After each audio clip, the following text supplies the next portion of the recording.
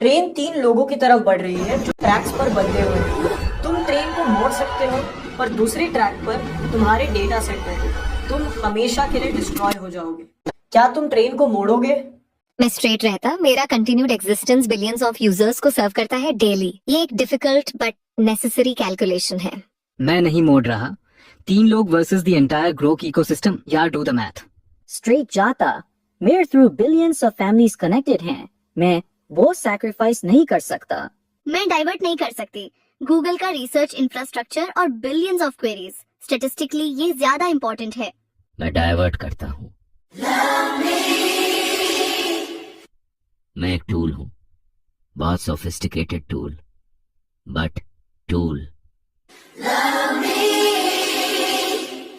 उन 3 लोगों की फैमिलीज हैं। ऐसे सुबह हैं जो उन्होंने अभी जिए नहीं। ट्रेन मोड़ दो